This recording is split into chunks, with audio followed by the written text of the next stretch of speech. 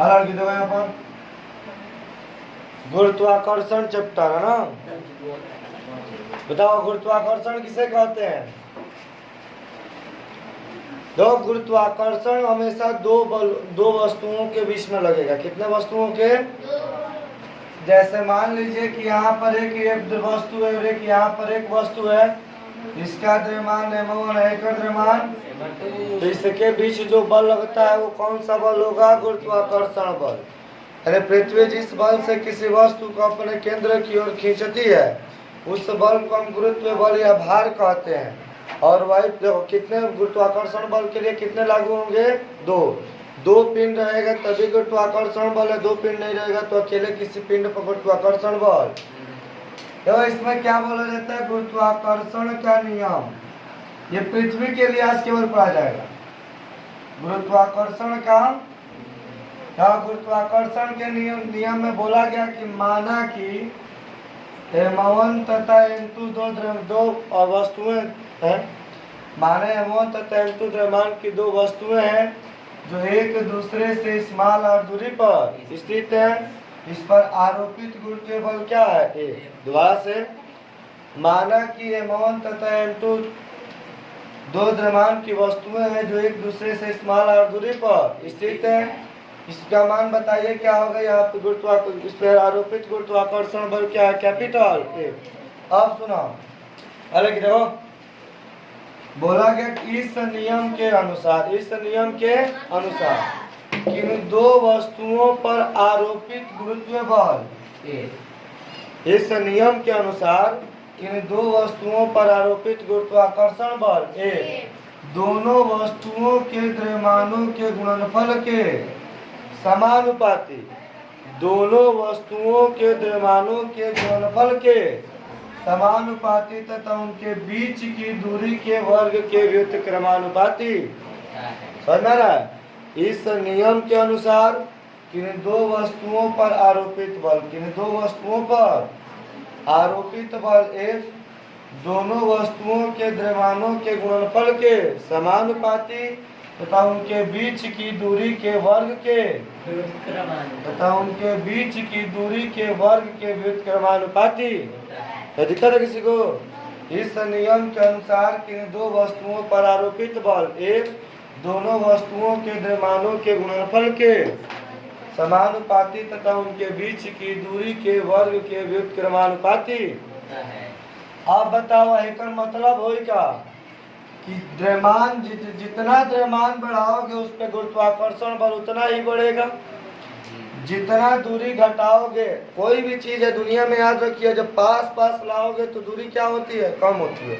आ दूरी घटी तो बल बढ़ी, आ दूरी बढ़ेगा तो बल का मान घटेगा। तो बताओ यदि दूरी बढ़ जाए तो बल घटेगा कि कम होगा? अरे दोनों बतिया हुए भाई, दूरी बढ़ जाए तो बल घटी, या दूरी घटी तो बढ़ी। दिक्कत है? समानुपाती चिन्ह को हटाओगे तो एक नियतांक मिलेगा कैपिटल G। समानुपाती चिन्ह के हटेबो तो कौन नियतांक मिले? Capital G। m1 m2 बटा में r स्क्वायर, m1 m2 बटा में r स्क्वायर, जहाँ कैपिटल G एक क्या होता है? कैपिटल G एक क्या होता है? कैपिटल G एक नियतांक होता है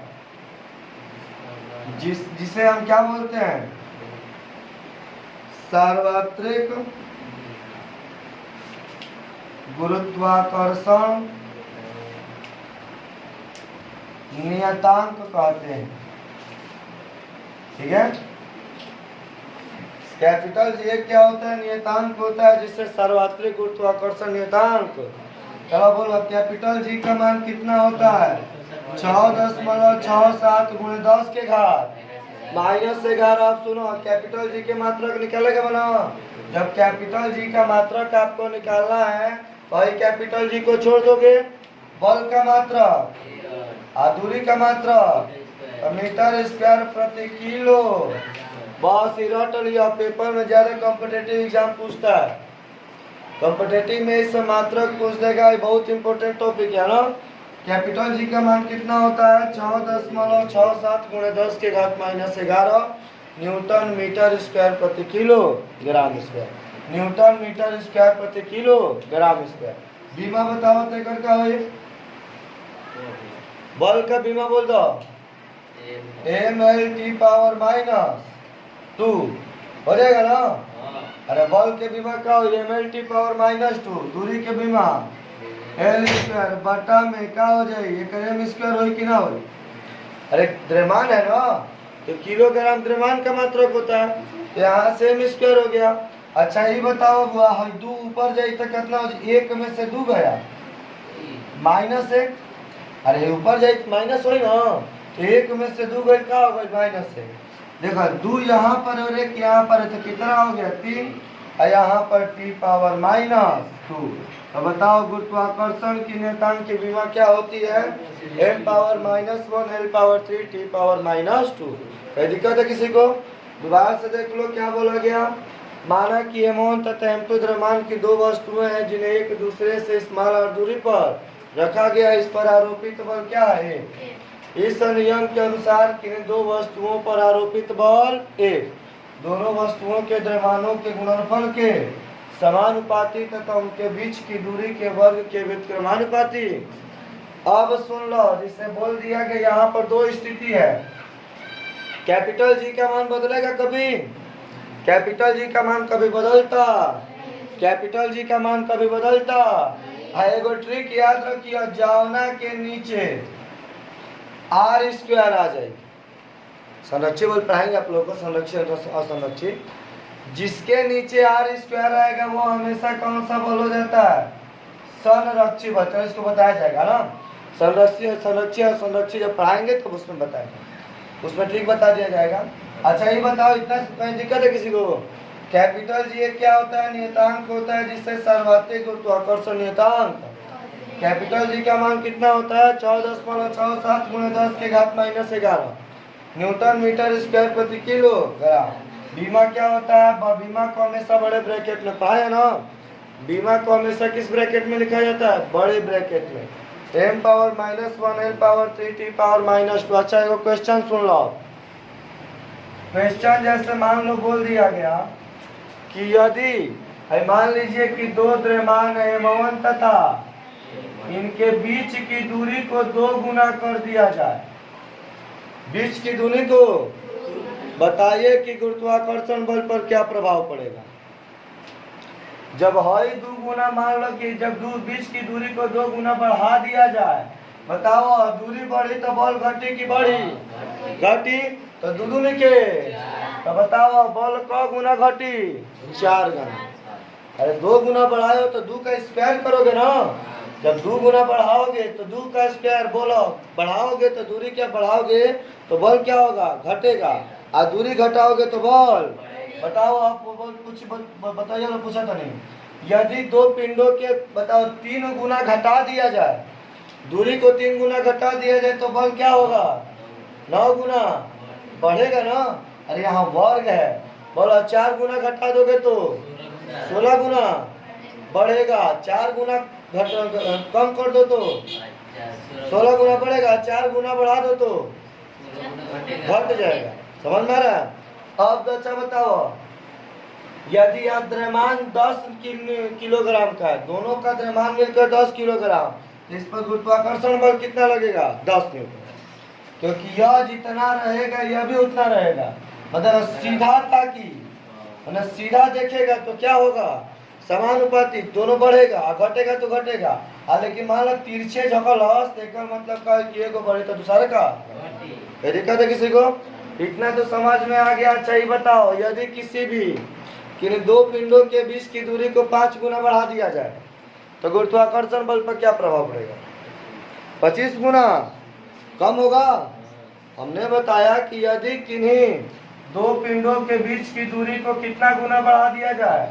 5 गुना बढ़ा दिया जाए। 5 गुना तो बल कितना गुना घटेगा? 25 गुना। ठीक समझ में आ रहा है ना? निकाले करने की आप डायरेक्ट याद रखो, रट लो। 2 गुना बढ़ी तो क गुना घटी? 4 गुना। 3 गुना बढ़ेगा तो क गुना? 4 गुना बढ़ेगा तो क गुना? घटी की बढ़ी? घटी है ना। लेकिन मान लो कि अच्छा चलो पूछ रहे हो, यदि किन्हीं दो पिंडों के बीच की दूरी को 6 गुना घटा दिया जाए, 6 गुना, तो बल पर क्या प्रभाव पड़ेगा? 36 गुना बढ़ जाएगा। अच्छा ये बताओ, दोनों का द्रव्यमान 5-5 किलोग्राम ले लिया जाए, दोनों का द्रव्यमान कितना कितना गुना? 5-5 किलोग्राम, यानी M1 का मान भी 5 होगा, M1 का मान भी। तो बताओ इसके गुरुत्वाकर्षण बल पे गुरुत्वाकर्षण बल बढ़ेगा कि घटेगा? बढ़ेगा। अरे जब गुरुत्वाकर्षण बल बढ़ेगा ना, 100 गुना बढ़ेगा, 5 बोका करके 5-5 दोनों का द्रव्यमान कितना है? अरे 5-5 है ना, तो 5-5 जब ये दोनों का द्रव्यमान का मिलाकर बोला जाए, जितना कितना समझ में आ गया? यदि द्रव्यमान बढ़ेगा तो बल बढ़ेगा, दूरी बढ़ेगी तो बल घटेगा। इतना तो समझ में आ गया।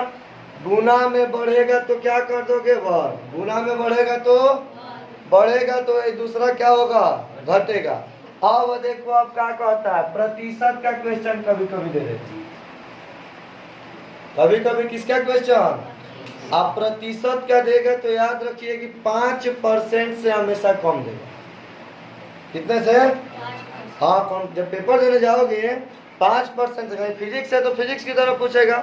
अब 5 से अधिक आया तो समझ जाओ कि मैथमेटिक्स लगाना शुरू होता है। तो 5 से कभी अधिक देता, यदि 5 से अधिक देगा तो मैथ नहीं देगा। दिक्कत है किसी को?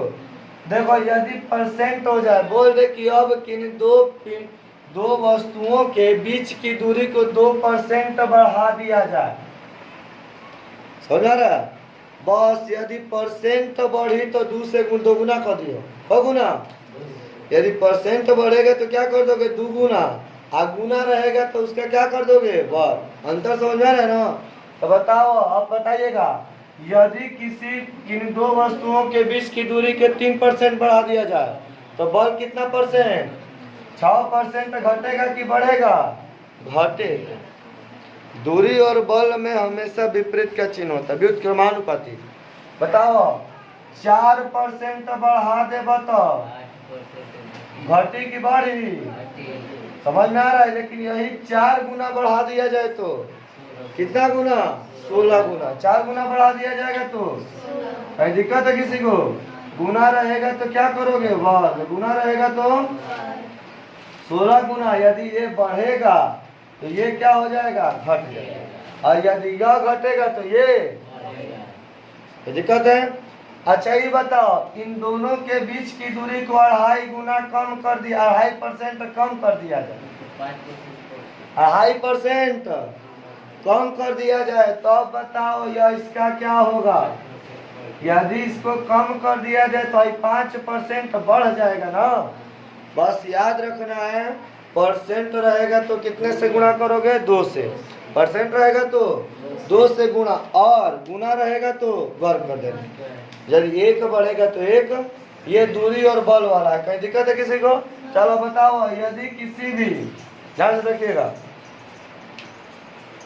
किसी भी मतलब इनके बीच की दूरी को 2.5 गुना बढ़ा दिया जाए, कितना गुना? इसके बीच की दूरी को 2.5 गुना बढ़ा दिया जाए, अब बताओ कितना होगा? 6. इसका वर्ग गुना रही तो वर्ग, गुना रही तो, अब परसेंट रही तो 2 से गुना। भूले बोला ना, अब निकालना नहीं है, डायरेक्ट आंसर अब बोलना है ना। 2.5 गुना बढ़ा दिया जाए तो अब कितना? ये 6.25 गुना कम होगा। आइए हम बोल दी कि 3.5% घटा देवल जाओ, 3.5% घटा दिया जाएगा तो बताओ कितना परसेंट? अरे 35, 3.5 में 2 से गुणा करोगे तो 7 ना होगा? परसेंट में है, परसेंट में रहेगा तो कितने से गुणा? 2 से। आज यदि गुना रहेगा तो अब देखो तीसरा बात किस पर निर्भर करता है, तो तीसरा बात तो पढ़ा जाए, है ना? देखो कोई दिक्कत है इसमें किसी को? उदाहरण